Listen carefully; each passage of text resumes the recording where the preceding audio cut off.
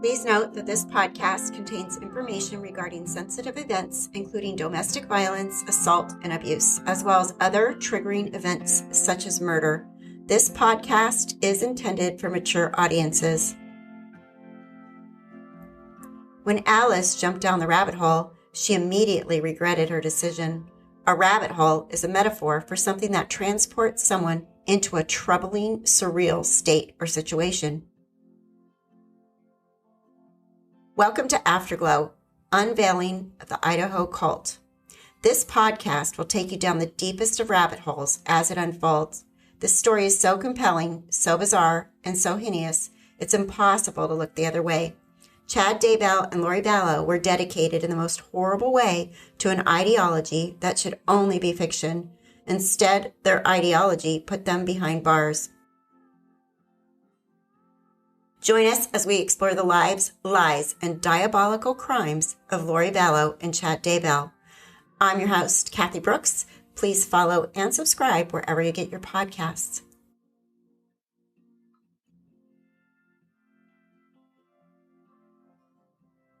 Hello, and welcome to Afterglow, the Unveiling of Idaho Cult, Season 1, Episode 5, Charles Vallow, Part 1. Today I have a co-host with me. He's one of my longtime subscribers and a member of my YouTube channel at Left Undone. Robbie knows this case really well. He has a lot of insight when it comes to Chad and Lori's belief system. And don't worry, we will get to Chad in the next episode. But today we're going to focus on Charles. Welcome, Robbie. Thanks for being here. Thank you, Kathy, for bringing me aboard. I'm super excited to be here and look forward to doing my very best to help shed some light on a very dark and murky case.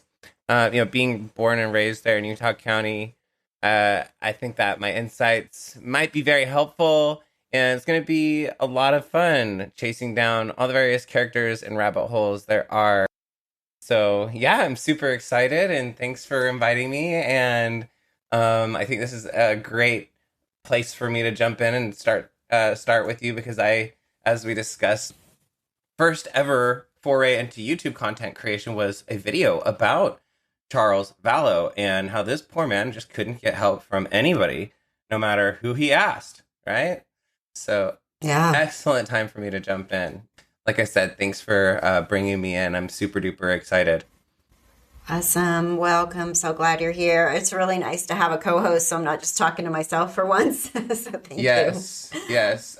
Did you want to just jump right into when Charles got home and multiple police with law enforcement, basically getting home from the airport to find that...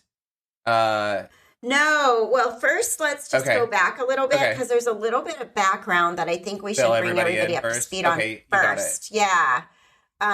So we'll definitely talk about that, because that's like the main thing that really shows you what went on and how horrific this case became and what could have been done to stop it in hindsight, from being just a serial killer of murders. Literally. After this. Yeah. Literal serial murders. September 23rd, 2018, Lori met a man by the name of Chad Daybell. Now, we will get back to Chad, but it's important to know that he exists in this whole thing if you're new to the case and you haven't been following it before. She met Chad, Lori Vallow met Chad, and Chad is a longtime LDS member. Once she met Chad, she started falling into this delusional ideology, this stuff that made her mind start just really going crazy, in my opinion. All the extra stuff that is not a part of the traditional LDS doctrine. She adopted some extra beliefs, which we will get into as we jump down these rabbit holes. But yeah, very ultra interesting ideology. And thanks for kind of refreshing me that we do need to, definitely set the scene on those two meeting. I believe they met in St. George at a Preparing a People event. Right. Was their first meeting, and Mel Gibb was there. I'm pretty sure she was one of the main people there. And I'm pretty sure Zulema too, right? I believe so. I can pull that up. And later, all these people will really come into play where you'll see how many people were really involved in this whole thing. I know Melanie Gibbs and Lori became friends through this whole, Vow. I guess in Melanie Gibbs' hometown, Lori visited a class that Melanie Gibb was teaching, and that's when they began their friendship. And then her newfound friend, Melanie Gibb, had a recurring podcast with Jason Mao. So right in Arizona, right? And just we'll get to Jason Mao too. You guys are all gonna have to remember there's a lot of characters that come into play here as we move on. But in a previous episode, there was an audio clip of Lori saying she wanted to kill Joe Ryan, Tylee's father. That was from that podcast that she had with Melanie Gibb and Jason Mao. In October of 2018, Lori accompanied Mel G on the road trip to St. George, attended a religious conference. That is when Melanie saw a man she knew, frequent speaker at the gatherings, and end of times fiction author Chad Daybell. So Chad had already kind of established himself within the LDS prepper community as a quote unquote fictional a writer. And that's something too that's really interesting is in one of the interviews that we're going to end up getting into later down the road, somebody refers to Chad's books as fiction and that she does not read fiction and she despises fiction, which I find hilarious because once you learn about what is in these god-awful books, you realize that to Chad, they're not so much fiction, it's more of that you really see how the Dungeons and Dragons and the make-believe and I really feel like it's embarrassing for traditional LDS folks. I think that they should come out and denounce this man and what he's done. Anyways, we'll get into all that as well. We're going to actually talk a little bit here in our discussion about how after these two meet, Lori and Charles, their relationship sort of starts to rupture, and you can tell that Lori is moving away and kind of pulling away from Charles, and that's where we're gonna kind of look at some of the police body cam video of Charles talking to law enforcement about the situation, pleading basically for his life and now ultimately the lives of his two children and really his family. He wanted his family and he wanted everything to be okay, and it was really just tragic. And so we're gonna cover that. Yeah, so, and we got to understand that Chad Daybell has a huge part in all this, even though we haven't really talked about him, but he did have a wife by the name of Tammy, and they have 5 children who at the time I think they were all adults at the time that Lori and Chad met. So, Lori, I guess, was completely entranced by Chad when she met him. She was attracted to him on the spiritual level, and they started communicating behind Charles' back. Even as early as October of 2018, Chad was emailing Lori, telling her that her daughter, Tylee Ryan, was a dark spirit, that her ex-husband, who was dead, Joseph Ryan, was dark and sealed away. And even then, at that point, he said JJ was a light spirit. He gave them all ratings. It's super weird and creepy to be rating people dark and light, and we'll get into that. I keep feeling like everything we're saying we'll get into that. Yeah, but I mean, there's just because there's so much, and just looking at some of our show notes here, directly ahead, we talk about the actual. Why don't we just dive into those spirit ratings? Chad would rate people on like a 1. Was the 5 being the deep end of the scale?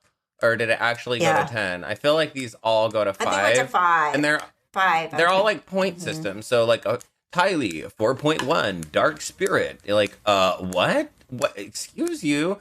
And to me, Kathy, that just goes to show that Tylee was so smart and she was witty and she just wasn't buying what Chad Daybell was selling. I really don't think so. And, I get after we've reviewed all the case information, I just get the vibe that, she was such a team player for her family, and, just the utter betrayal from Lori, her mother, is just breathtaking and so tragic. But, good old rating system there. What Yeah, are your thoughts scary. on the rating system from Chad Daybell, Kathy? I mean, I just think the first time I saw it, I thought, you got to be freaking kidding me right now. This is these are real people that believe this is real. Like, you can rate people. You just have this power to rate people and decide they're dark or light. I'm so flabbergasted that that's a thing. That they're actual real adult women and men that were like, yeah. I can't wait to review the spiritual warfare text messages from the dump where she's saying like, oh, you're doing so good. You're like, and they're so they have these quote unquote spiritual wars, which we are going to talk about. Another thing to add to our list of things we're going to talk about. And just to add a little context, where the random comment I made was, there's these interviews that have all been dumped from FOIA requests in Chandler, Arizona, and anybody following this case has kind of been following some of the interviews that have come out. But in one of these text messages, it basically reads like almost like a video game, like, go ahead and cast your spell to cast out evil spirits now. And then like they were like literally like LARPing, like live action role playing, like out this just bizarre scenario. So just to piggyback to what you were saying on who are these people? How could they believe this kind of crazy stuff? That's who we're dealing with. That is the likes of Chad Daybell and our good friend Lori Vallow, our infamous Lori Vallow, I should say. Not so good friend. Yeah, what's really funny about that, I just picture it in my head like, them going out the door like they're going to Bible study or something, and then they're holding hands doing like incantations. Yeah. Whatever, it's like so I mean, weird. how... Do you remember, and this will come into play later, but do you remember that Zach... Okay, so Charles and Lori had a nephew that was living with them at the time, and his name was Zach, when all this stuff started getting really weird. And Zach said he walked in one day when Lori and all her friends were having their little meeting, and they all just went complete silent. And now that I'm thinking of that, they're probably in the middle of casting spells at that moment when he walked in. You know what? You're probably right. He probably walked in on the middle of a seance. They were, probably really busy, and he interrupted something that he wasn't supposed to interrupt. And I'm surprised that there's not more coming from specifically Zach. It was interesting to see he did finally interview, but there's just been so much information that's just been squelched, and I can't wait till we start moving both Chad and Lori's cases through the court system, because that's when a lot of this information that we don't have is going to be revealed. So I'm looking forward to that, of course. I know you are. So. I know everybody is. Yeah. Everybody's looking forward to justice for these two kids. We've all had to adapt for the last year and a half to a new normal. Wearing masks, social distancing, just to name a couple. But normal life and normal routines changed. And during that time, I started ordering my groceries through Instacart. You can shop all your favorite stores on a single order. The products you love from your local stores. These products can be delivered in as fast as 1 hour. Instacart highlights deals to help you save money. And Instacart will pick the freshest produce, and they'll keep your eggs safe too. My 84-year-old mother orders Instacart like once a week. One day, she even had a microwave and toaster show up. So you can see that you can just order anything from Instacart. It isn't just food items. You can help support this podcast by clicking on the link in the show notes below. Plus, you can get free delivery on your first order of $10 or more. I have a question. So is this like Amazon, but better? Because, I mean, that sounds amazing. A microwave, and what else? Yeah, literally, you go order a toaster, because she decided, I mean, no, I get it. I think it's very endearing. It was here the same day. You go. It was because she did her order through Walmart. You go tech grandma. You get down with your bad self, man. I'm definitely gonna have to check that out. So 11 of 2018, Charles goes out of town for business. While he was away, Lori that's a play on the name Korhor from Book of Mormon, which is basically the Antichrist. So very fitting that we call her Lorahor. I find that very fitting, anyways, personally. That she decides to hold a spiritual conference at their home in Arizona. And so Chad traveled to Arizona from Rexburg, Idaho, and to attend this event with their group, and spent the night in the home of Charles and Lori. How interesting. So as you can see here in November, as early as November of 2018, we've got Lori majorly crossing the line. In that same month, Chad tells Lori his revelation that they had been married in a previous life. And Lori was drawn to that idea. She was intrigued by it. Chad also tells her of another revelation of his being. The two of them handpicked by God to lead the elect group of 144,000 souls who would usher in the end times and the second coming of Jesus Christ. Chad claimed the righteous would gather near his home in Rexburg, Idaho. The people of the 144,000 will move there. They will be in tents and camps, but not Chad and Lori. They will have fancy, approximately $120,000 two-story with basement rambling, including garage, two-car garage homes with a nice backyard, big enough to have a fire pit and a shed and all kinds of nice things, places on your property to do cool things like have a pet cemetery and basically a farm. Is it a farm that he has there? It's like a farm almost, right? Like a mini, like a mini It's like farm. a mini farm. I get that vibe because I remember Tammy loved animals, and I could totally see, I think I remember seeing some pictures early on, Tammy, and it's got that farm life kind of vibe to it. Anyways. So. Yeah.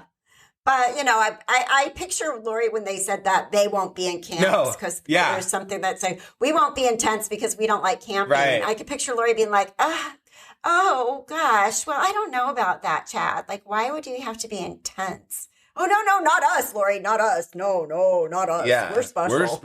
We're the king and queen, remember? Yeah. Oh, okay. But everybody else will be out back in the tents. And that's why they, Chad's like, I've got 2 houses already that are perfect.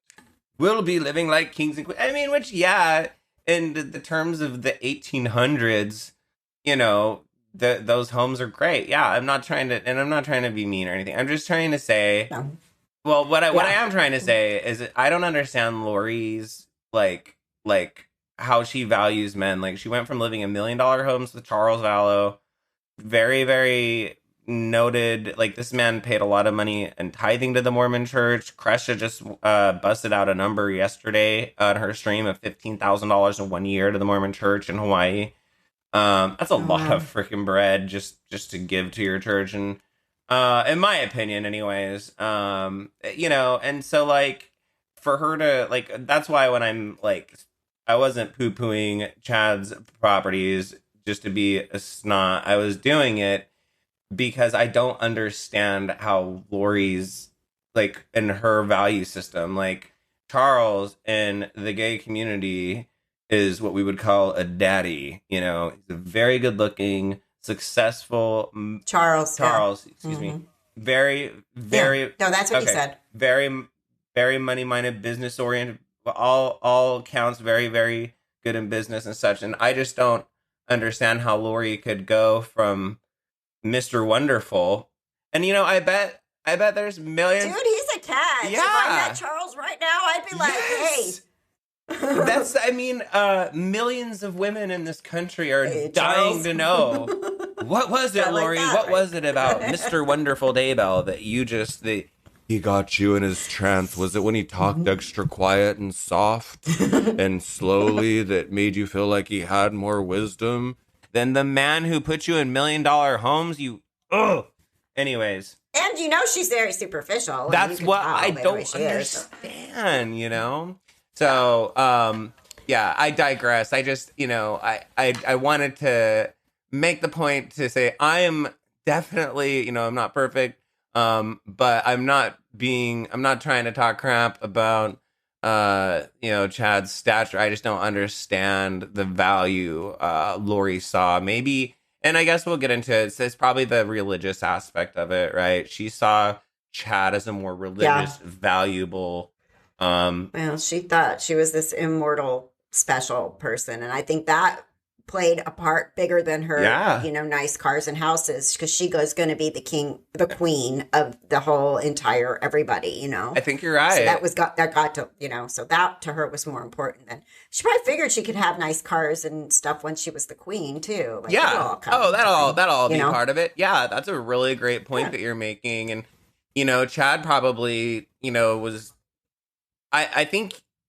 After you made that point, what he had to offer her was exhilarating in her mind. She had already had nice lifestyles and, had already done, achieved X, Y, and Z with, Charles Vallow. Charles wasn't offering some intriguing, exciting Dungeons and Dragons fairy tale, James and Elena style. For her to be that's caught a whole up nother in a story. whimsy way. So that's a whole different other story. But you know what I'm saying? Like, that's something else we'll get to, the James and Elena. She got, but she needed something more than it wasn't just the lifestyle and the superficial things. And the fact that Charles was a good catch and converted to Mormonism for her. And, was a good father to all three of her kids, by all accounts, even Colby. He took care of Colby is very good, as much as a step parent ever could. It's just bizarre to me. So, anyway. For sure. Yeah.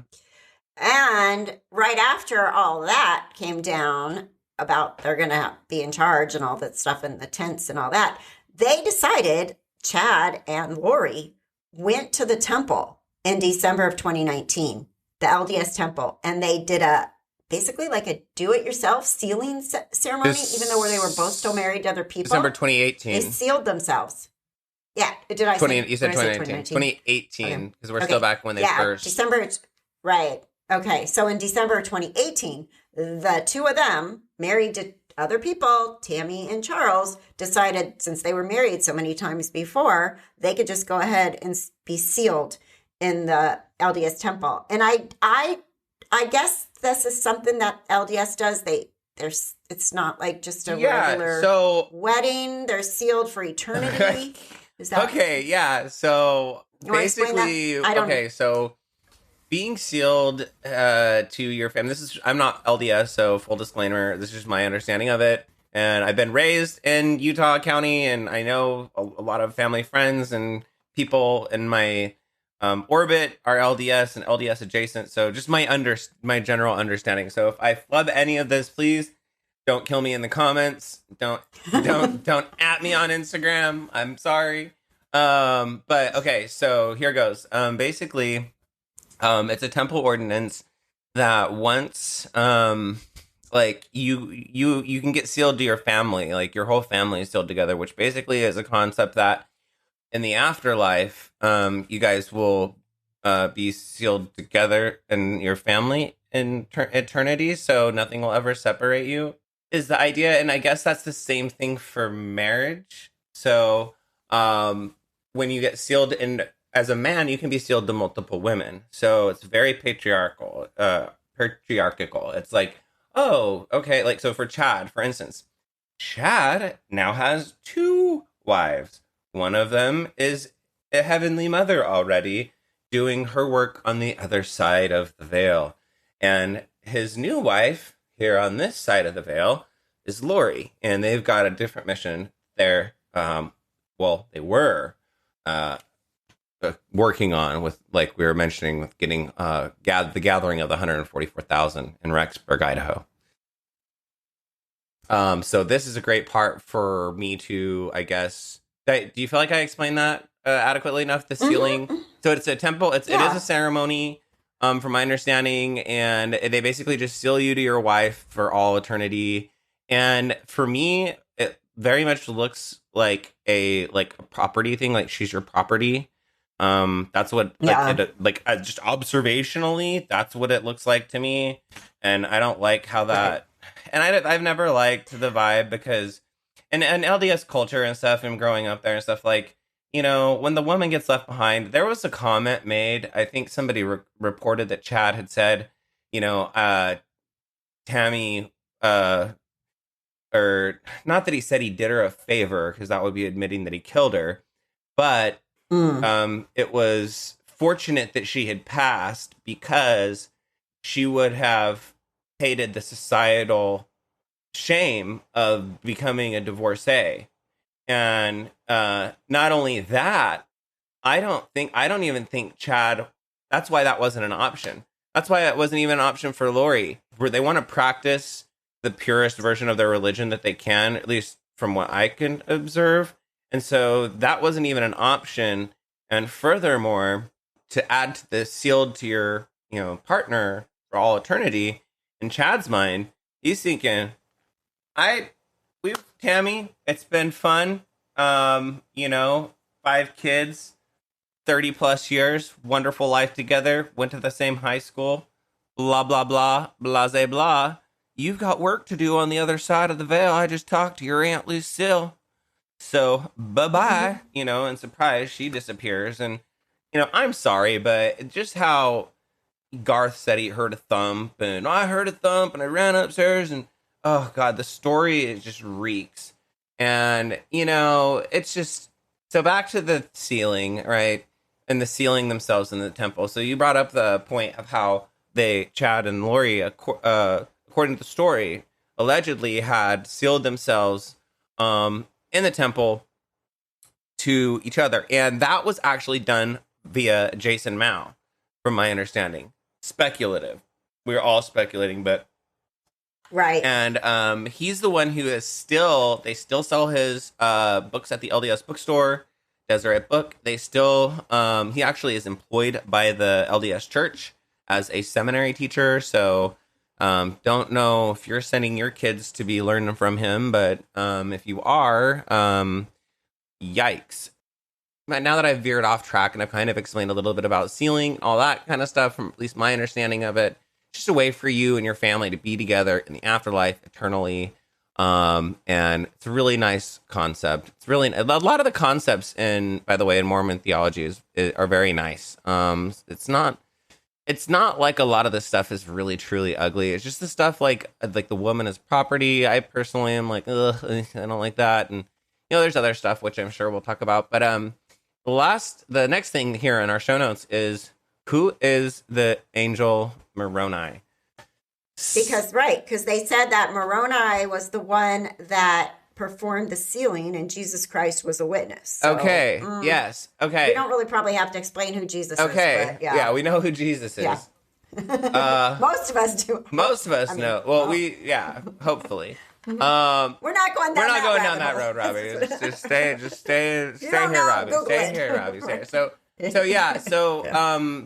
okay, so part of the doctrine that is not believed by common LDS is the multiple mortal probations, and being able to have multiple, like, basically reincarnation is the gist of it, from my understanding. And so that was, you know, that's also what he told his wife Tammy when allegedly when they met, is that they were also married in a previous life. And didn't Julie say that he told that to her too? Like, I feel like Julie would say anything, but like, didn't she say that? Yeah, we haven't even touched on Julie Rowe, but again, it's almost like this is his line. Keep that name in mind. Yeah, but this is like his line that he gives to everybody. If you are in Chad's radar as a romantic love interest, you are most likely to have been married to him in a previous life.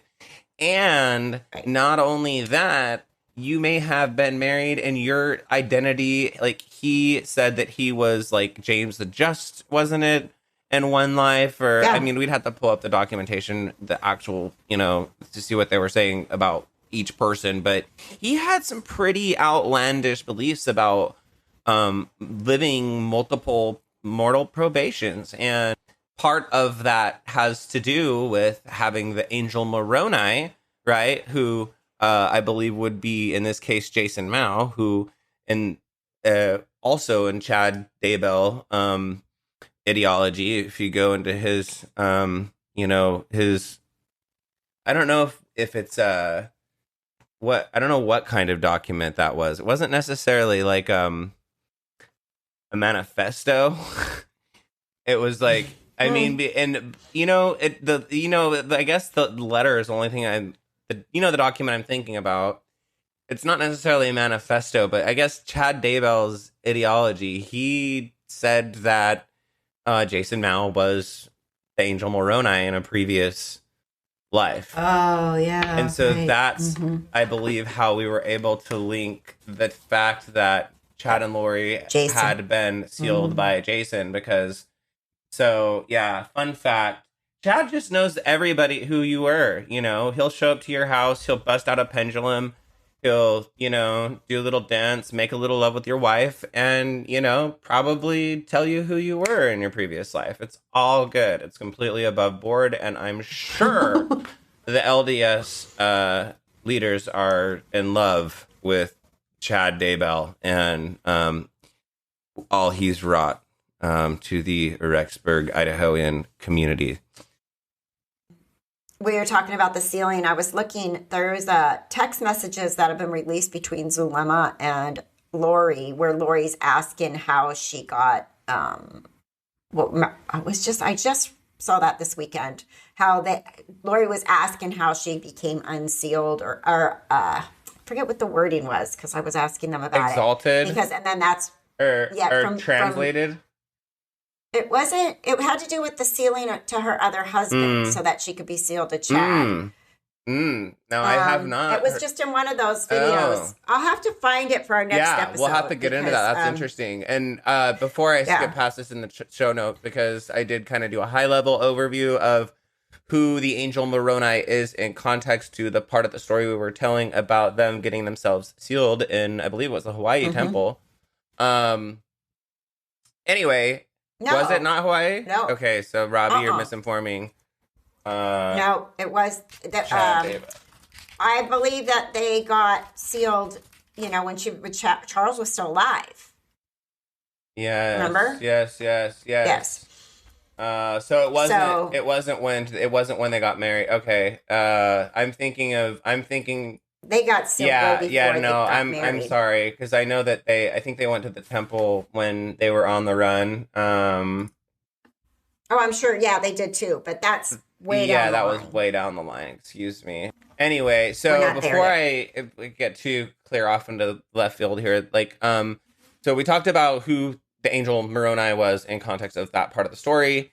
But for anybody who didn't know, any listeners out there who are not Mormon, the angel Moroni, and it's pronounced exactly how I just said it, Moroni. It's an angel. It is an angel whom Joseph Smith reported as having visited him on numerous occasions, beginning September 21st, 1823, way back in the day. According to Smith, the angel was the guardian of the golden tablets that were buried in the hill Cumorah, near Smith's home in western New York.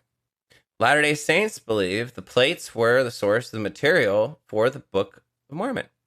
An important figure in theology of Latter-day Saint movement, Moroni is featured prominently in the Mormon architecture and art. Besides Smith, the three witnesses and several other witnesses also reported that they saw Moroni in visions in 1829. Moroni is thought by the Latter-day Saints to be the same person as the Book of Mormon prophet warrior named Moroni, who was the last to write in the golden plates. The book states that Moroni buried them before he died after a great battle between two pre-Columbian civilizations. After he died, he became an angel who was tasked with directing Smith. Yes, that's right. His sole task by God was to direct Joseph Smith to the plate's location in the 1820s. And according to Joseph Smith, he then returned the golden plates to the angel Moroni after they were translated. And as and as of 1838, Moroni still had the plates in his possession, never to be seen again. See, and then this is interesting to me because, and I mean, no disrespect to the LDS religion, but this kind of shows me where Chad can pull that from. Like people have these visions and they're special and they can see these things and only certain people are that. And Joseph Smith was that. Yep. And so to say, oh, I'm that way too. Yep. I'm as important as Joseph Smith was. Exactly. And I believe that Joseph Smith was this, he was the person that started the whole LDS church. So I can see where you might be able to be kind of pulled.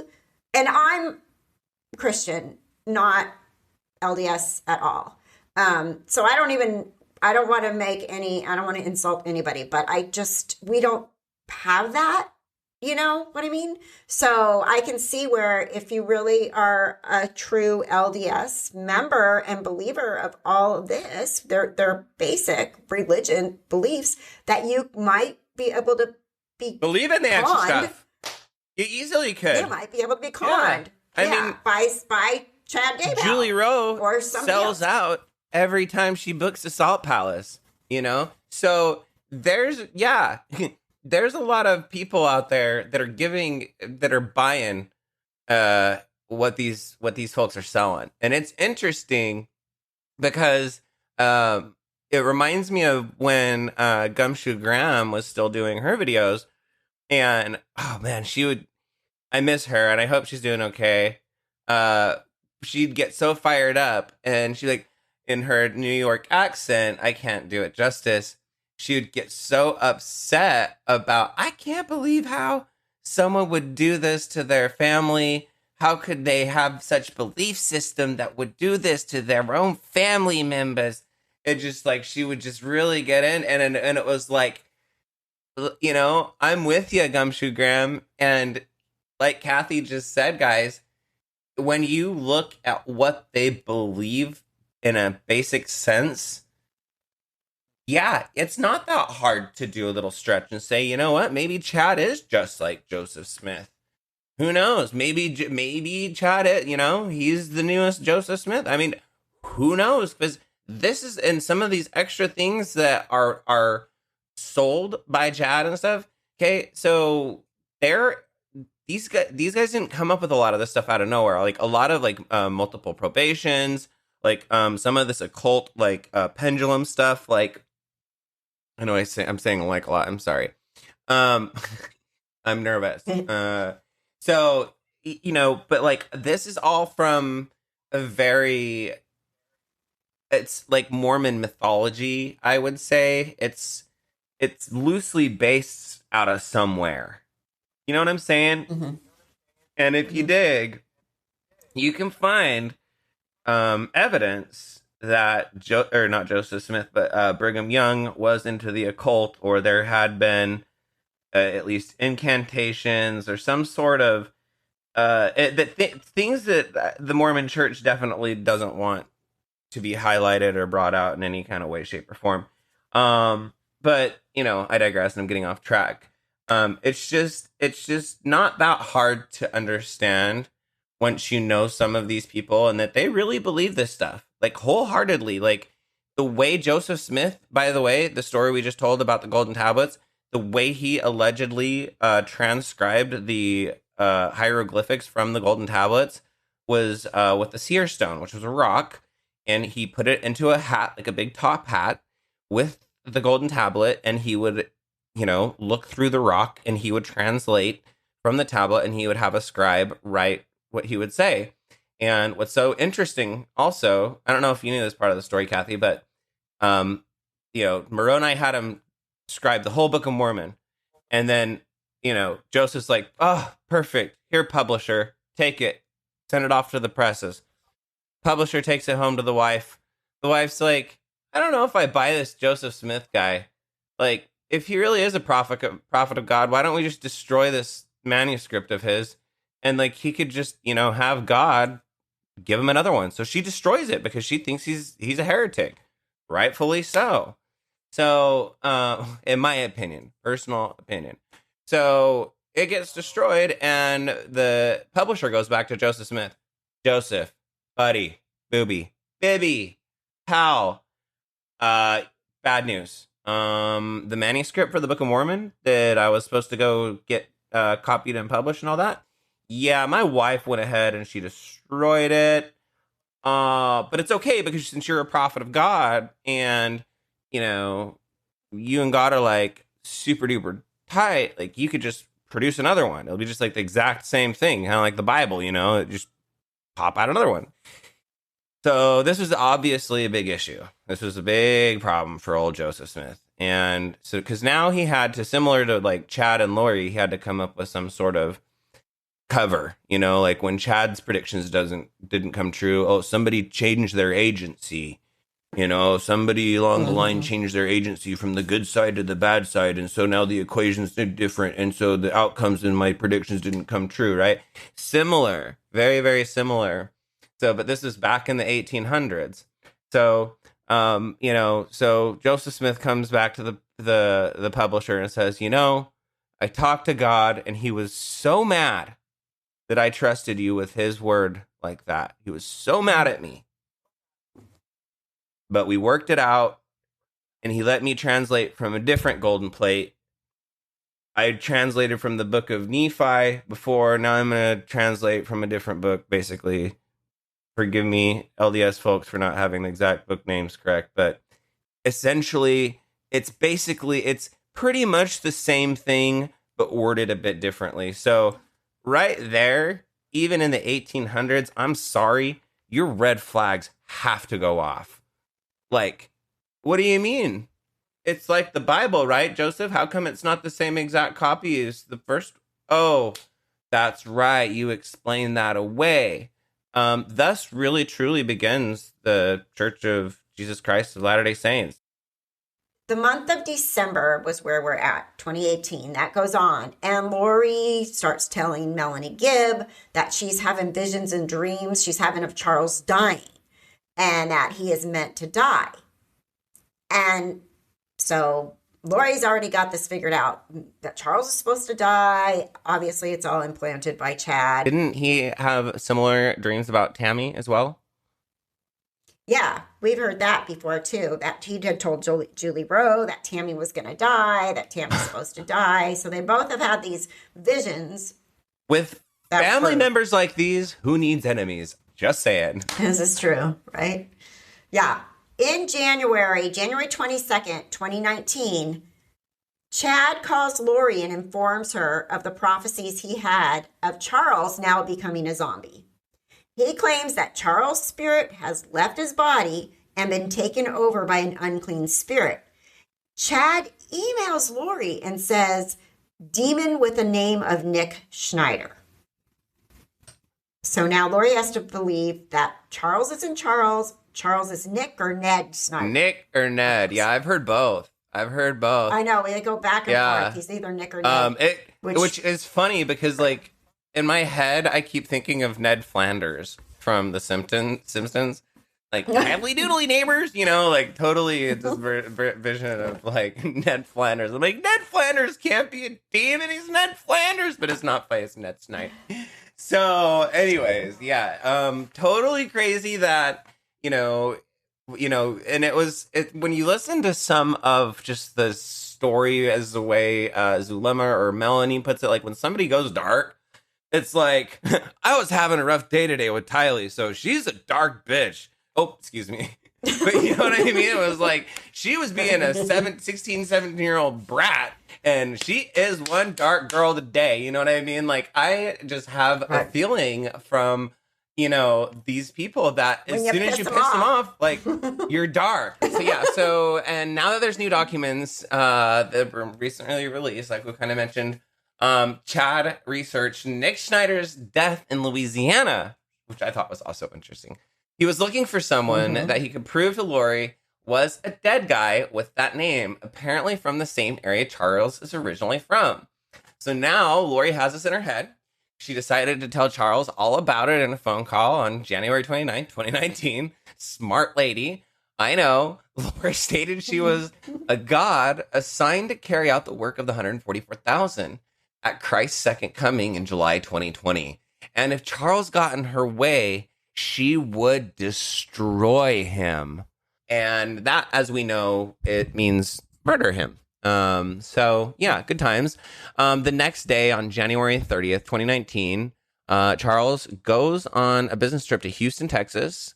Another conversation between Lori and Charles took place. Lori kept referring to Charles as Nick Schneider. When asked who is Nick Schneider, Lori replied that Nick Schneider was Charles's real name, and Nick Schneider had killed Charles, taken his identity, and that Lori warned that Charles. She warned Charles that she would kill him upon his return home, and that she had an angel there to help her dispose of his body. Lori's brother Alex had been told by Chad that he was Lori's angel assigned to protect her. So as we know, there was a little bit of a plan set up there, a little trap, maybe, if you would, set for someone to walk into. Wouldn't you say, Kathy?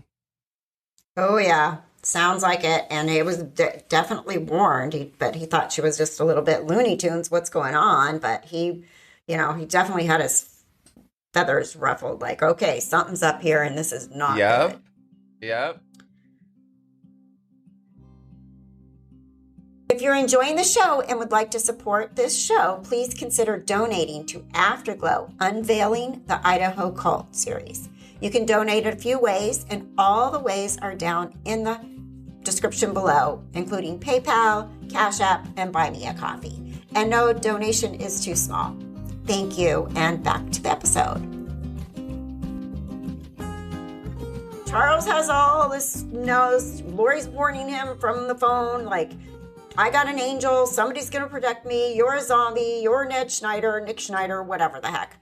And so Charles comes back on January 31st. He comes back to Gilbert, Arizona from his business trip in Houston. He arrives at the airport, but he finds out when he got to the airport in Houston that Lori had canceled his flight home. So he finally gets his flight changed. He departs Houston, lands in Phoenix Sky Harbor Airport, and his truck is gone. So apparently Lori and her friend Melanie Gibb went to the airport and took Charles's truck. She also took $30,000 out of the business bank account, and he couldn't pay his employees for the payroll. Had to miss payroll. He gets home to his house, and it's dark and quiet. Lori isn't taking his calls. The daughter, Tylee, isn't taking his calls. The nephew, Zach's not taking his calls. And no one is answering him. Yeah, and I think that it's just so sad because this man loved his family. And you can see it, which we're going to review some of it.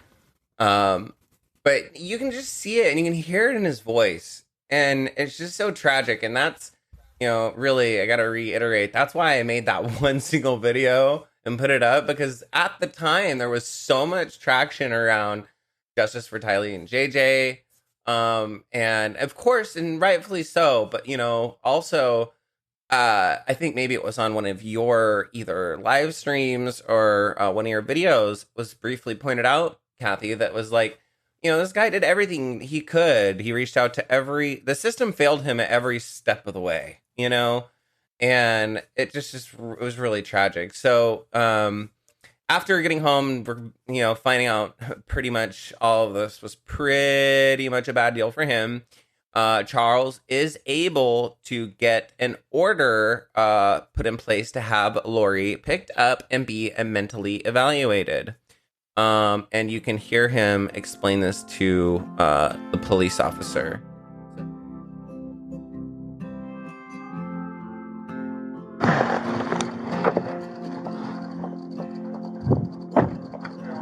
Why don't you come over here?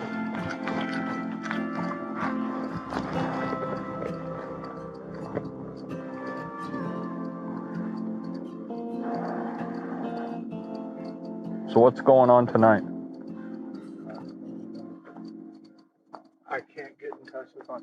kids. How old are your kids? 6.5 and 16. Okay. How long have you been trying? 2 days. Okay. But she's lost her mind. I don't know how else to say it. We're LDS. She thinks she's a resurrected being and a God, and remember the 144,000. Jesus is coming next year. She took all the money out of her bank account today. My truck had gone from the airport. She went to the airport and got it. I just flew in from Dallas. Houston and Dallas. So where's your truck? I don't know. Okay. A good friend of mine's truck picked me up. I went to the CSI to file a report, which is the community bridges or something. To file a report. So you did the petition? Yeah, they ordered a pickup. Okay. What time did you do that? Hour and a half ago. Okay. So what makes her a danger to herself and to others? She threatened me, murder me, kill me. She threatened to murder you? Yes. And she said, how did she do that? My bishop right there is in the car. He was on the phone with me today when she said, I will have you destroyed. That's what she said there. Okay, that's not a threat to kill you. So this is right when he gets to the house and is locked out. Yep, and the police officer's there. So right there, he's explaining the pickup was ordered. He basically, I feel like he articulated the situation very eloquently. Like, I understood what he was saying, and I'm not LDS. Like, even from an outsider's perspective, I kind of understood, like, my wife has lost her mind. She took my truck. She locked me out of my house. I went down to community bridges because she needs to be evaluated. And really, that has nothing to do with being LDS. No, exactly. Exactly. And it's just like... And the cop's like, oh, I'm not LDS. Yeah. And that's ignorant, too, on his part, to automatically lump that in and say, oh, well, I'm not LDS. Well, that doesn't have anything to do with the fact that his wife has lost her mind. She drained his business banking account. Oh, my goodness. Okay. We see that. Did you want to review the... how much of this do you want to... Yeah, okay. Keep going. Let me play it. Okay. Says I'm gonna kill you too. Yesterday was I'm. So she's speaking as a spiritual being. She's not. She lost her reality. Is this just all recent, or has it been going on? It's been going on for about 4 or 5 years. It's gotten really, really bad lately. She goes to the temple every day and speaks with Moroni and Jesus Christ. I gotta pause it. Did you hear him say 4 or 5 years? Yeah. I guess what really draw my attention to is I'm watching this video in CC. I like to watch things in CC sometimes with closed captioning because I will see stuff that I didn't see that before. 4 or 5 years.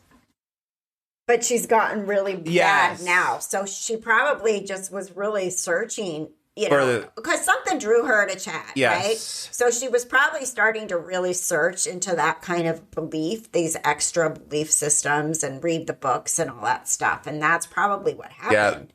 She was already reading Chad's crap. Yeah, I think you're right. I think you're right. And I think she found a way to find Chad, Exactly. And I think that she made a winning bet that if she could enter his orbit on the right angle, that what had ensued happened to ensue. You know what I mean? Like, it's like people say, like, when these two met, it was like fire and gasoline. It was like an explosion, these people just really set each other off, is kind of the thing. And I think that while that might be true, what's also really interesting is what you just said. Like, I think she put herself in Chad's path.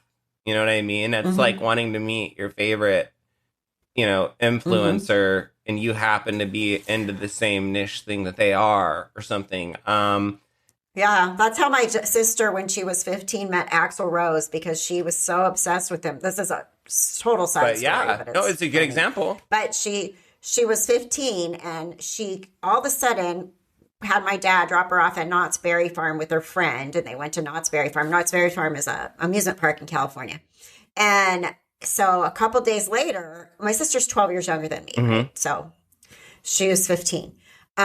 She had me drive her to the store because back then you had to develop pictures, and she had me take her to Rite Aid or wherever and get her pictures that she had dropped off. And she's like, look, her and her friend, there's Axl Rose standing with me. We saw him. And I'm like, where did you find Axl Rose? They're like, what was really weird, we were bored at Knott's Berry Farm and we walked down the street and we recognized his car parked in front of a restaurant and we took a picture with them. I'm like, I don't think so. Turns out they literally took like 5 buses to LA and stood in front of Axl Rose's apartment or house until he came out. They're little stalkers, you know, they're lucky they're alive. Yeah. But that was what I mean. Like, they literally found a way to go meet this person. Yeah. And I mean, and so there's Lori. And there's Lori for Chad. She's got her sign. She's like, it's like it reminds me of being at a Justin Bieber concert, except for it's like Lori's in the crowd and Chad's up there on stage with his microphone saying his sweet nothings to all the sweet melodies in the crowd. And Axl Rose is the lead singer from Guns N' Roses. Oh, I know who he is. Yeah, he's ultra famous. Ultra famous, right? Yeah. I know. And my sister at 15 tracked him down. Oh my gosh. Wild. Yeah. So yeah, but that just made me think of that, because that's how Lori, she put herself in the path to find Chad, probably, because she had already been reading Julie Rowe books. And then Chad and Julie were, and if she was on AVOW, which is a whole nother story, she knew very well who he was and wanted to. To be come face to face with him. And to work with him on whatever missions that they could be assigned from God, apparently. Right? Yeah. I mean, because that's, according to the documentations, it seemed to be playing out. You want me to play the rest of this interview? Okay. Yes. Yeah, I think it's really important. You know, she came to her today, and last couple of days she says, I'm not Charles. You're not Charles. You're Nick Schneider. Where she gets his names from. She got all this stuff from these people in Utah who tell her how many past lives she's had and probation she's had. And she's was married to Moroni way back when, and she was also married to James the Just. And okay, this is all foreign to me. So it's foreign to me. Well, I'm not LDS. It's crazy stuff. I know you're using LDS terms here. But it's just she's nonsensical. Okay. And I haven't seen my. Is he the older one or the younger one? Young. He's 6.5 years old. Okay. I want to do this now. You've got a pickup order. Am I correct? We do. Okay. If she doesn't answer, what do we do? If she doesn't answer, we can't enforce the order. Can I break into my house? Do you live here? Yes, I do. Okay. My lease. I pay the lease. Do you guys have any orders of protections against you? No, we do not. No police reports? No, nothing. Okay. So how does she pose a threat to your children? I don't know what she's going to do with them. I don't know if she's going to flee with them. She's going to hurt them. You don't even know if she's here, right? Today on the phone. Yeah, all the cars the garage is closed. I don't know. She locked the garage door. I know. Haven't been up there yet. I know. But hold on. Sorry. What I'm saying is, do you normally park 2 vehicles in the garage, inside the garage? Correct. Okay. So it's a possibility that her car and your truck are inside there? I don't think she could fit my truck and her car at the same time, so they put them somewhere else. She said to me, all your stuff is gone. Charles' stuff is gone. You're not Charles, your stuff is gone. I don't know what that means. How long have you been trying to get in touch with the kids? Since yesterday. Like last night or yesterday morning? Or? I landed in Houston Tuesday about 10. Why did you leave? There's a trip in Houston. Okay. And when did you leave? Tuesday morning about 5 a.m. Okay. Tuesday. All right. Wow. It's Wednesday night. So you left yesterday? Yeah. You left yesterday morning. Flew to Houston. Flew back today? Tonight? She canceled my flight. She came to the airport, took my truck. Did she tell you that? No. She knows the code. She knows where it's parked. She went. Did she go with you to the airport? No, but I go to the airport. I fly 45 round trips a year. She knows where I park. I've got handicap plates because JJ's handicapped. So, did you file a stolen vehicle report with Phoenix? I know she took it. How do you know? You suspect? I suspect. Okay. I suspect. All right. I know your term. So, okay. Yeah. Without concrete evidence, we can't say. Can I just say, like, she is so bold, right? Like, to go and like steal his truck from like airport parking. Yeah. I mean, I guess if you think it's your husband, I mean, it's your husband's truck, she must think she had rights to it. Yeah, but But- still, I mean, how effed up do you have to be? Like, even if you're fighting with your husband, It's childish. it's very first of all. childish. It's very friggin' childish. And like, what purpose? I'm so curious if there'll be any forthcoming information with, coming forward, different phones being Yeah. exposed and stuff. Like, I'm curious to know some of the conversations that led up to her. Like, okay, why did she think that like taking the truck was at all like the move? I'm just curious. Like, obviously, nothing Lori Vallow and Chad Daybell has done makes a lot of sense to anybody.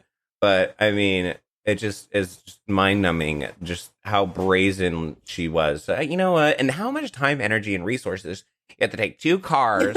A friend has to help you. You gotta go. You know what I mean? I'm sure Melanie Gibb was right there. Here, I'll help you. Hey, Lori, I'll help you. Don't worry. You can drive the truck and I'll drive your car. Let's go. We'll get him good. Hey, while we're at it, let's drain the business bank account $30,000. Right. I'll go ahead and resume the playback. And she has the keys, the code to our, it's a Ford, the door code. And I just want to see my boys okay. And she's got a pickup order. I need to go. She needs to go, and I'm going to take my stuff. So you normally live here? Oh, yeah, I live here. Okay. Yeah. All my stuff. How many times does he have to ask him that question? I know. My daughter's in the front window right there. So let me ask you this. When you came back, why didn't you just go to the home? Because she told me not to come near it. All my stuff is gone. Okay. I'm not stupid. She could have done anything. Okay. I thought this would be the best way to do it. With what she's gone through and what Gabe witnessed with me on the phone today, I thought it was best to have her. She's psychologically, she's gone. Something's happened to her. How old is she? Okay, 30, can 40. he knows he's in danger. He's like, this is the smartest way for me to deal with the situation. He's like, Yeah. because the cop's like, oh, well, why didn't you just come to the house after you finally got your situation sorted at the airport? He's like, because she's gonna freaking murder me. Like, listen to how smart Charles is telling this cop. He's like, look, she is lost her ish, completely gone off her rocker. You've got a pickup order. Listen to him. He's like, you've got a pickup order. You've got a pickup order. You've got a, as many times as this guy is asking him if he lives at this house, he's told this guy, you've got a pickup order for Lori Vallow, which is her. Find her, pick her up, get her into custody, and in the meantime, hand over my kid so I can make sure that he's fed and he's got his meds and he's safe. Right. Yeah. For sure. I'm just very disappointed in this police officer. I know, right? Rewatching it is maddening. 45. So if we talk to her, is she going to be able to have a rational conversation with her? Oh, she will. I'm sure she will. Okay. Yeah, she's. She'll probably tell me I'm crazy. Is that what you suspect? You're a dark spirit. That's what she's going to tell you. Okay. I'm a dark spirit. Gabe's with me. He's our bishop. He's going to be a dark spirit. Whatever that means. You're evil. And you said this has been going on for like 4 years? Well, it's to an extent, but it's gotten really bad the last several months. Yeah, see? And I've just tried to ignore it because hoping it'll get better. Is she on any medications? No, she won't do medications. Has she been to a doctor? She's translated. She won't go to the doctor because she's a translated being, and they would find out she's translated. She cannot be killed. She cannot die. And that's what she thinks? Yes. Okay. And she's been telling you that? And getting to it. Okay. He heard this, not just me. Did you want to cover like what translated beings are? Or? Okay. Yes. 'Cause I pulled it up. So, Yes. so I guess we'll just go ahead and jump back in right here. So, all right. They just brought up a really interesting point in the video about how Lori will not go to a medical facility because if she did, they would discover that she is a translated being. So what does this all mean? Well, I'm here to tell you, I'm so excited. Just like Melanie Gibb is such an excited teacher, and she's so excited to teach and present information about the Book of Mormon to everybody else. I am also excited, just like her. You can tell I'm being super sarcastic. So, anyways, enough with that. So it says here that Latter-day Saint scriptures speak of a unique class of beings, persons whom the Lord has translated or changed from a mortal state to one in which they are temporarily not subject to death, and in which they experience neither pain nor sorrow except for the sins of the world. Such beings appear to have much greater power than mortals. All translated beings will eventually experience physical death and resurrection. Translation is a necessary condition in special instances to further the work of the Lord. It goes on to say translated beings are not resurrected beings, though all translated beings either have since been or yet will be resurrected or changed in the twinkling of an eye, quote unquote, to a resurrected state. In effect, this last change is their death, and they therefore receive what amounts to an instantaneous death and resurrection. Resurrection is a step beyond translation, and persons translated prior to the resurrection of Christ were resurrected with him. Interesting. It is expected that those translated since Christ's resurrection will be resurrected at his second coming. So has to do with Resurrection Day a little bit. So I thought that was really interesting. And basically, they don't need to eat. They're basically assigned special ministries from God. Some remain among the mortals, as seen in the case of John and the three Nephites.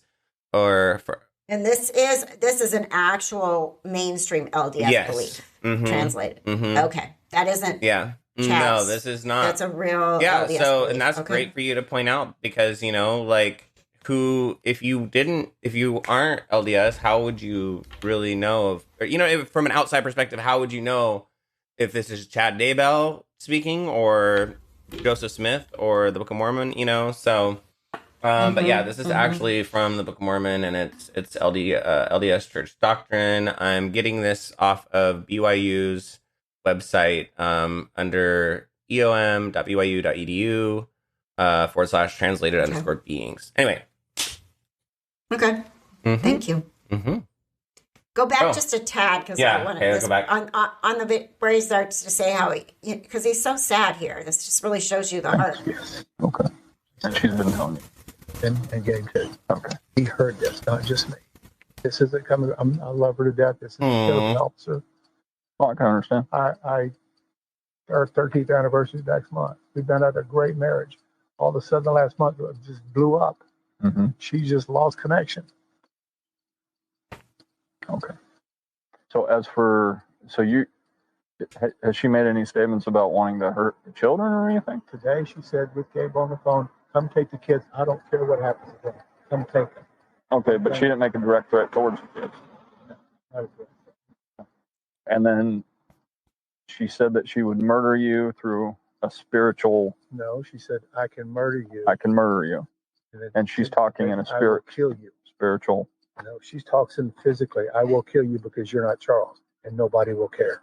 Okay. So she at this point doesn't think you are her husband? She thinks I'm Nick Schneider. Who's Mick Schneider? I have no idea. Okay. It's the name she used. Why does he have to explain it to him multiple times? It's like, I'm as bewildered as you are. I know. This is so far in the name. This is really frustrating. Right? Why Why is this cop not paying attention to what he's saying? Like, why does he have to keep repeating himself multiple times? So frustrating. It should have just been, I have an order, pick her up, she's mastermind. Right? Seriously, you're not in charge, mister, you're just And I get the feeling, the vibe from this cop, like he's put out, like he can't be bothered. Like, oh my God, like I've got to go deal with this domestic violence crap right now. Like, come on, I need to be like working on a speed trap somewhere. Give me a break. Okay, let me go ahead and play the rest of this. Good. I'm concerned that, this happens. It just drives me. I don't know what to do. I need help, and she needs help. She needs help. And I'll go to bed. I got a lot of stuff to do tomorrow. I got to take my son. And you just didn't want to go inside because of the statements that she made? She took my car and I suspect she took my car and my keys. I have no keys to get in. Oh, okay. No garage door opener. Okay. She knows what she's doing. She took $35,000 out of our bank account today. I can't make payroll Friday for my company. It's just she changed our bank account numbers. I had to change it myself to get back in, and I saw all the money's gone. Change my bank account Okay. number? $7 in my name. That's Oh my pretty gosh, severe. I missed that too. That's pretty severe. She changed the bank account numbers. Like Wow. that's like, I mean, That's the first time I noticed that. yeah, like I mean, me too. Like, because I've had that happen in the past. Like, because somebody like somehow stole a check, and once they have your routing and your checking account number, you're screwed. And so, and it was not an easy process for Charles. No. Oh my gosh. So, what's your first name again? Charles. Charles lives here with his wife and 2 children. Charles was away on business. Third nephew upstairs. His name is Zach. He's 19. He's our nephew. He can stay with us. Have you tried to call him? He won't call me back either. Why won't he call you I back? don't know. Okay. That's what I'm worried about. I hope they're okay, but I don't know. Why is this cop? What do you mean cop? He's telling you the whole situation. She's clearly sabotaging the hell out of him to the point of where he needs a police escort at the front of the premises. Ugh. And then the other one, did you hear he just said it's valid? So was he not believing that this was an actual order to pick her up? Like he's really like why did he have what was it going to be a fake order or a counterfeit order? What the hell? Maybe he was stalling to get the other guy to come verify it. I don't know. Perhaps. Weird. So his question is, he lives here, there's no orders against either one of them. If we can't make contact, What's let us in? Now we're doing a 670 check. I don't know how to get in. Actually, I have to break the window. I could try to. where I was going with this, he was in Houston on a business trip, and then he flies back in to Sky Harbor, and his truck's gone. He suspects that she went there and took the truck. He doesn't know. My wallet in it, so. Right. So, all right. Is it this house or the one with the flashing lights? Right there. On the side of the road. Oh, where those palm trees are? We got a key code on the garage. I don't know if they changed it or not. I think I know the code. We just moved in January 1st. And Gabe Bonilla here lives right down the corner. He will tell you if he was on the phone with her today with me. I passed it in and she said all that stuff. So that was him saying, I had my bishop on the phone, or did he say Gabe Bonilla? On the phone, and he heard her say all this stuff. So basically, he's saying, by the way, Mr. Police Officer, if you need somebody to corroborate this information I'm giving you, since you obviously don't believe me and are asking me to repeat myself 700 times, here's a person who lives on this block named Gabe Bonilla. Use your little handy dandy detective notebook, write that clue down, detective, and go ask Mr. Bonilla some questions. How about? All right. Yeah. I'll go. Do you want me to go back and playing it, or do you want to comment? Okay. No, I agree with you. Like this cop, every time I hear this, it just frustrates me. I know. Inside the house. She does? Right. Does she know how to use it? I don't know if she knows how to use it. So he was asking about a firearm. Yeah. Thank goodness Lori and Chad weren't big gun nuts. Oh, right. Well, Do you have an alarm system? it didn't need to be that, Alex. Like that kind of, yeah, exactly. Okay. Like that kind of extremist, like the guy from the Las Vegas shooting. There you go. Oh, that would be a recipe for disaster. Cards are all gone.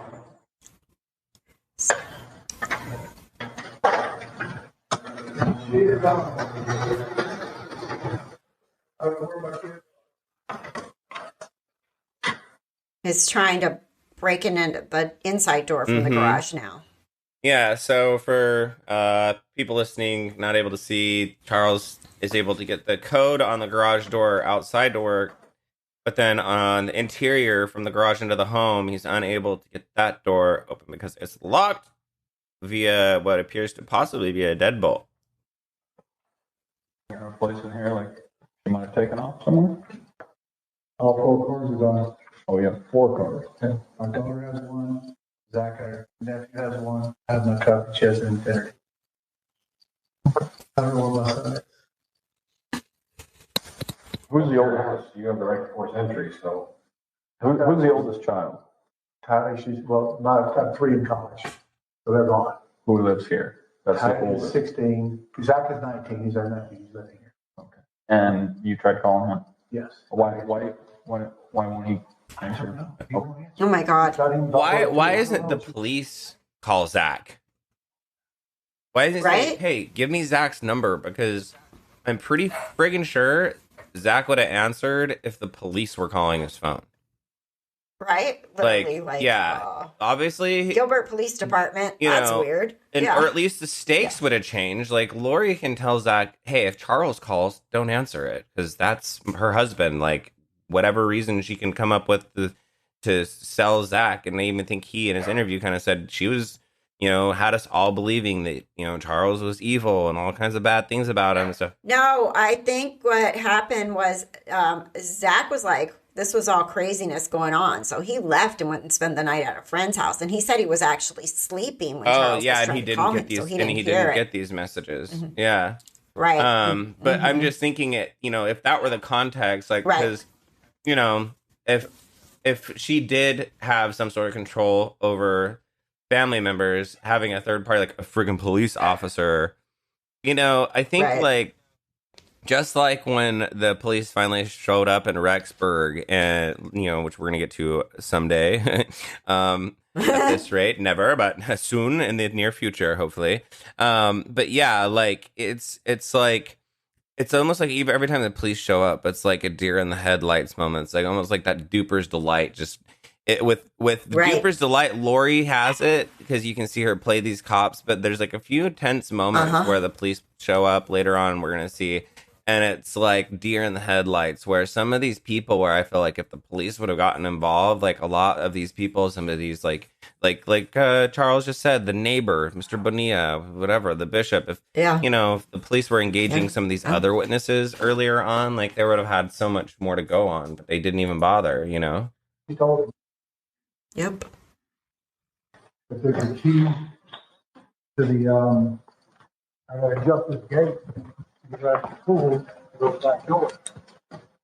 So they're basically, the podcast can't see. They're trying to figure out a way to get in the house because Charles is locked out.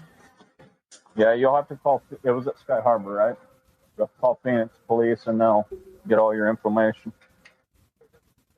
You don't have a hidden key? No, it's in the house. Okay. So it's not hidden. JJ can open it, but we have to put locks really. Understand. So it's not hidden.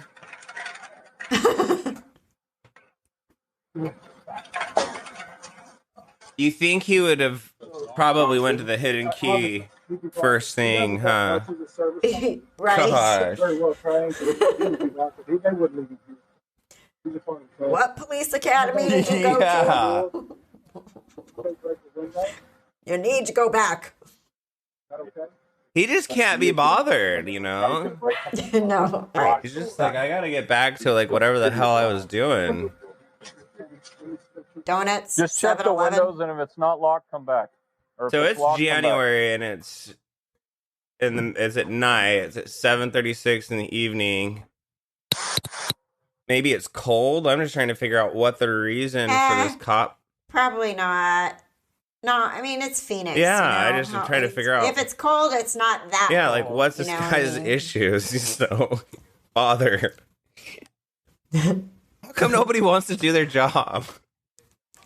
So they're just searching the premises on the outside of the perimeter, while he makes the determination whether he's gonna break and entering into the house by like busting a window or something. Yeah. Which I think he does, right? Yeah. Yeah, he's gonna. They don't help him, but Yeah. It's there. Which I kind of don't blame him. If you want to break your own stuff. Go ahead, but I'm not gonna do it. Okay, try that first. Oh, look at Mr. Orders. Yeah, from actually, I would have headquarters. helped him. Okay, I would have just helped. They should have helped him. So we're watching poor Charles try to kick in the door. Oh my gosh. Poor guy. When you think about Oh, these your deadbolt. police officers, man. Oh. Don't break anything, Charles. I mean, like your Yeah, body. don't break yourself. Oh my goodness. Ugh. I guess is he going to go get Gabe's help? I wonder where they were on this, because it was New Year's Eve. They're in Gilbert. No. January 31st. Oh, okay, yeah. So where was Lori? Was she at the Residence Inn or whatever? I believe so. They were at the Yeah. hotel. Hiding. You don't have a dog door? Oh my god. Dumbest You have a dog door? questions. She's taking my son. If he's not at school tomorrow, I have no choice. He's 70. I don't know what she's done. Nobody will call me. Yeah, and this fucking police officer is not gonna help you either. Oh, sorry, I swore. I'm so sorry. No, you're allowed. You're allowed on podcasts, actually. You can swear all you want. I still want to be. Because it's already labeled explicit. Oh, well, good, in case I mess up, but I still want to be Yeah. classy. Gotcha. A little swearing here and there Yeah. won't hurt you. It's a bad situation. Yeah, true.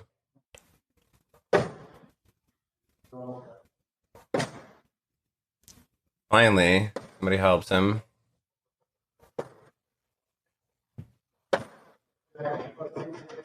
Yay. Okay, you got it open, everyone. Yay, yes. So the police You want us to enter the home, right? bust open the door. Anybody in the house? They make the entering. Nobody appears to be here. I think this is really sad because we get to see. Is this a video where we see the kids' rooms? Police department? I don't know. It's all blurry. Yeah, this guy's body cam is hella blurry. Here, just hang tight right there. What's that? Just hang tight right here.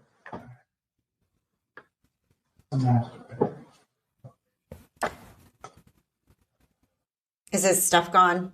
I can't remember. Yeah, they said empty shelving, so maybe so. Oh, they blurred it intentionally for us. Like redacted. Is this room clear? Does it go through?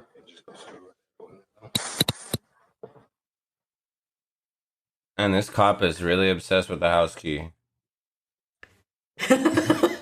He's still talking about that house key. I thought you said it was inside. Yeah. The hidden one. Yeah. I think he said she took the computer, so that was Yeah, that. it says one. she took his computer. And as we saw, Charles gets home, gets the PD involved, basically has them, help him look through the house. Then the next day, he has another interaction with police in Chandler, Arizona. And just a sidebar here, in case you didn't catch it, Charles was at their house the night before. Lori wasn't there. He broke in. They weren't there. The next morning, which is where we're at now, he went to the school when she was dropping JJ off. He went in her car and got her wallet and therefore the key to where they're staying at this Residence Inn or whatever. So that's how he knew where she was. And he called the police to meet him there so that they could take her for this evaluation.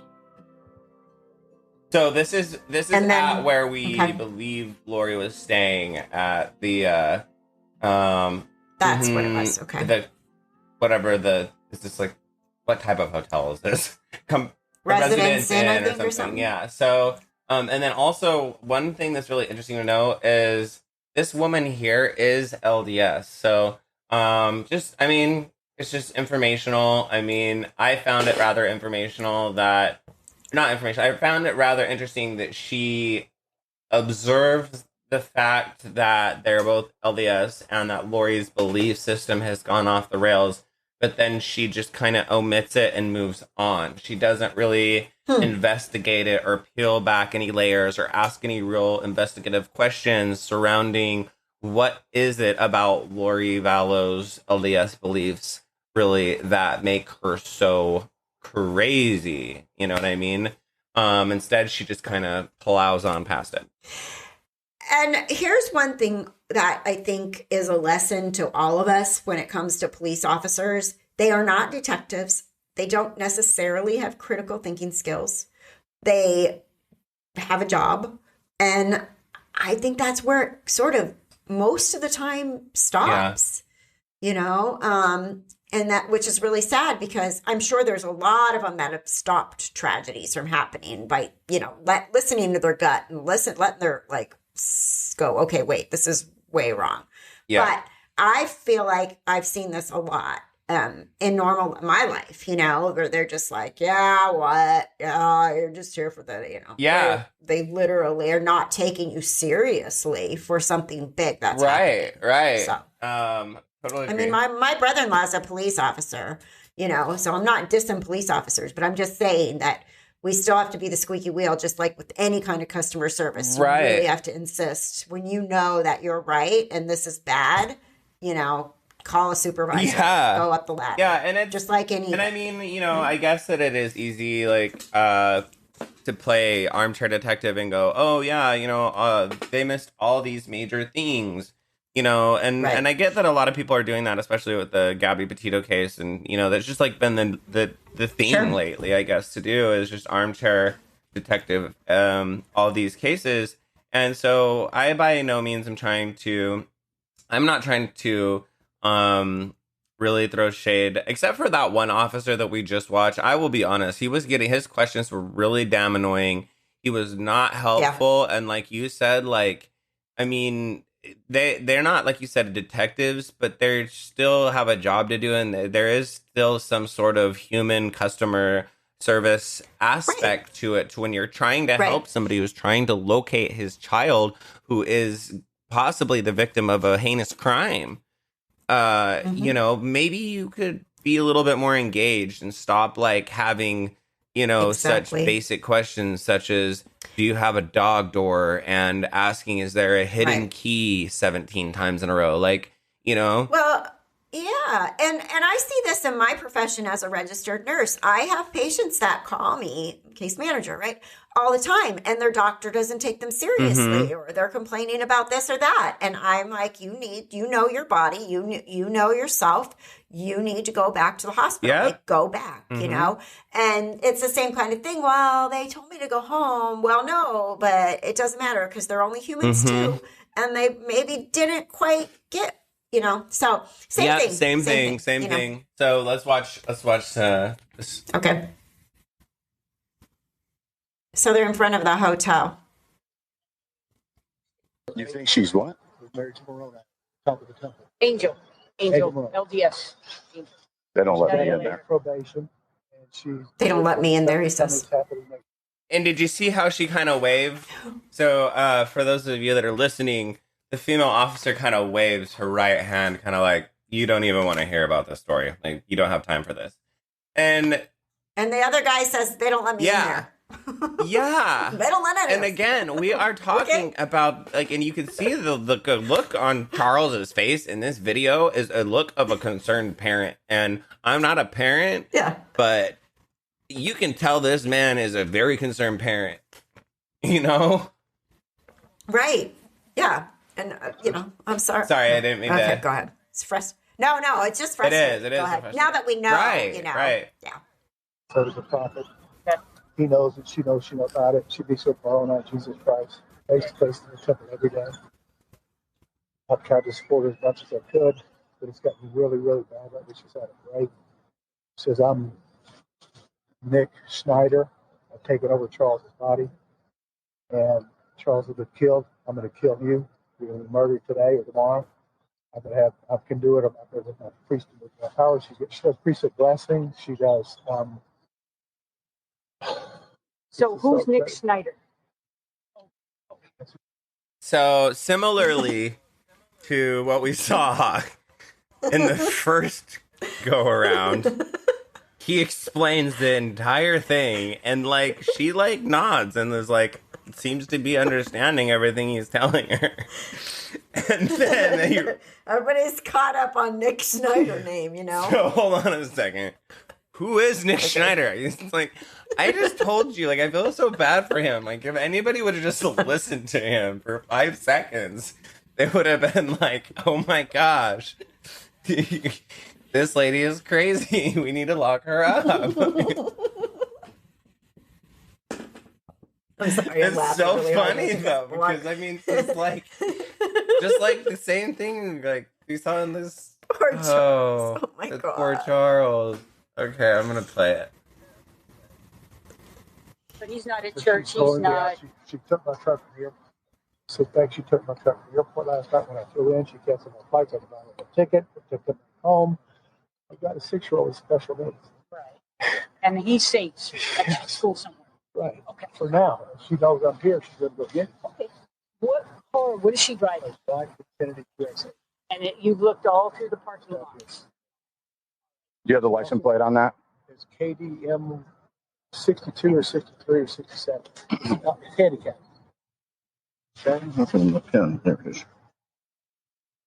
And I don't know where she put my truck. Spot on memory, too.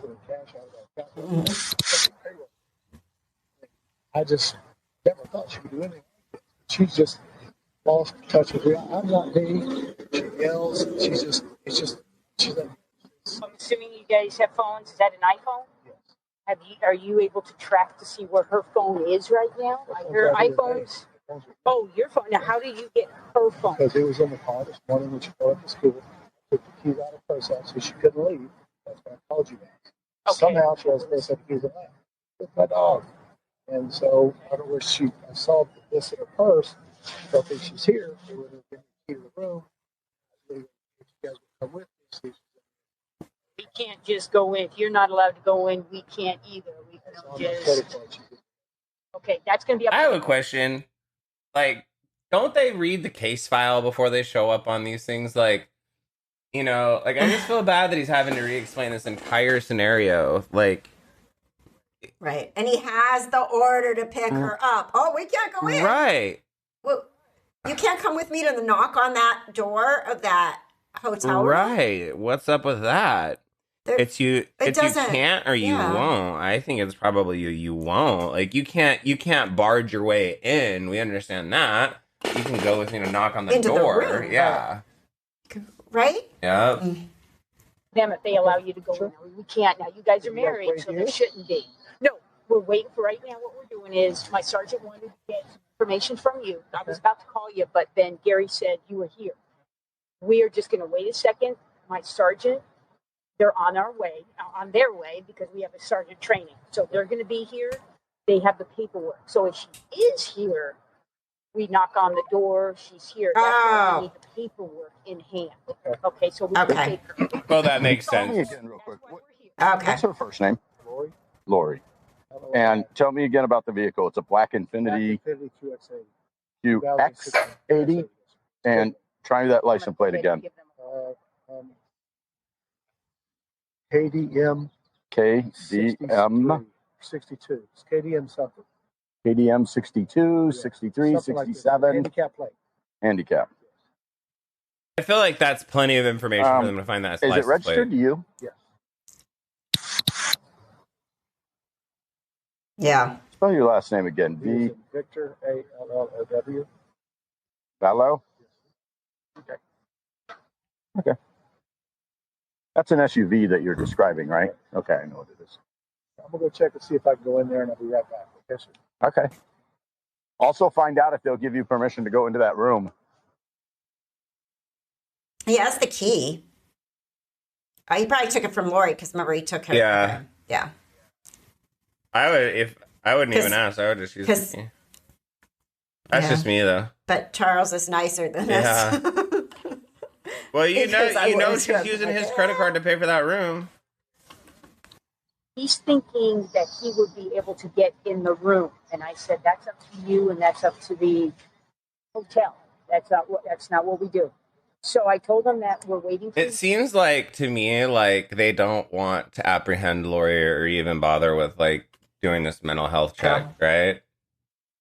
Well, yeah, and sneak preview for when she actually goes in and talks to the police station. You guys will be really surprised on how they really give her tricks and tips on how not to go do that evaluation. Right, exactly. Like, if you don't really want to do this evaluation, all you got to do is not come. Not answer the door. Right. Okay, all right. Mm-hmm. I'll play the rest of this. That's on the next show. That'll be on the next show.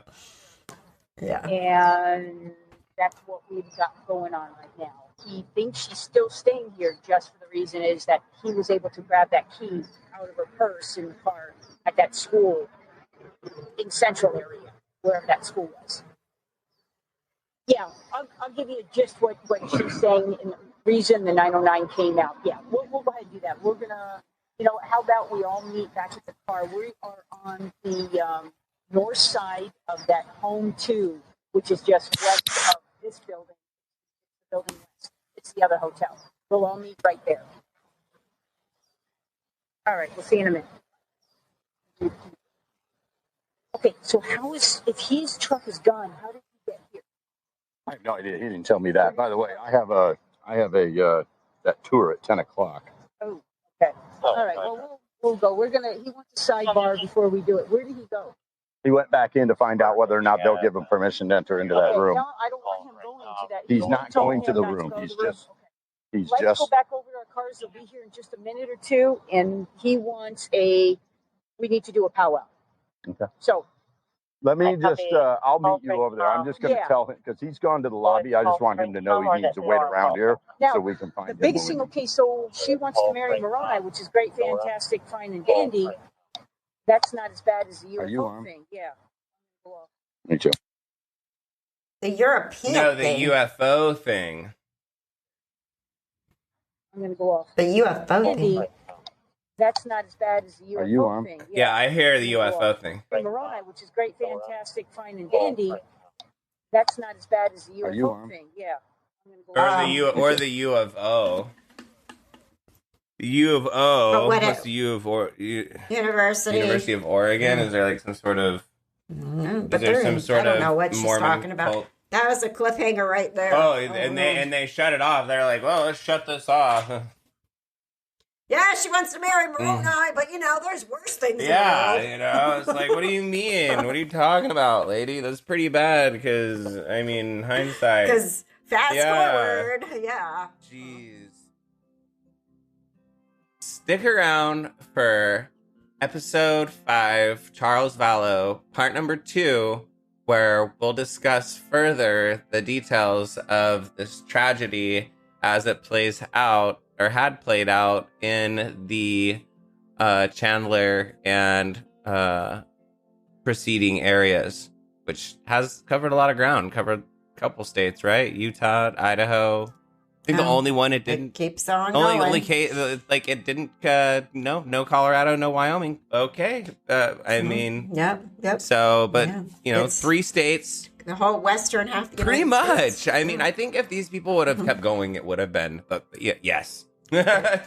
And when I started my part 1s and 2s, that was taking place in Texas with Joe Ryan being, fighting with Lori in the custody battle and all that mess. Like I said before, we are truly just getting started. We really are. The good stuff is just what's been dumped, and I'm like I told you the other day. It's exciting to let other people kind of sift through and kind of pull out the nuggets and then kind of review some of it on a higher level. It's just been so much information, and I'm so excited that you've had me come on your show to help you go over all of this information, because it's so much information. It's overwhelming. So yeah, we're just getting started. Stay safe, be kind. Thank you, Robbie, for all your help on this case and for co-hosting with me. I can't wait till we do our next episode. This has been so much fun. So thank you, and we will see you soon, or you will hear us soon. Theme music, Not Forgotten by Dan Lebowitz. Produced, edited, narrated by me, Kathy Brooks, and Robbie. Are you using your last name? No, I'm not using my last name on the internet, but thank you so much for asking. Yes, you can just call me Robbie, and it's just Robbie. Yeah, it's just Robbie. That's why my name is It's Just Robbie. It just makes it easy. That's it. Perfect.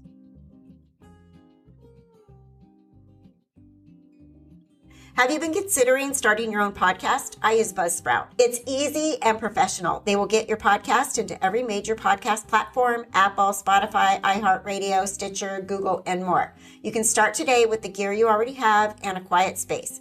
You'll get a great looking podcast website, audio players that you can drop into other websites, detailed analytics to see how people are listening, tools to promote your episodes, and more. Join over 100,000 podcasters already using Buzzsprout to get their message out to the world.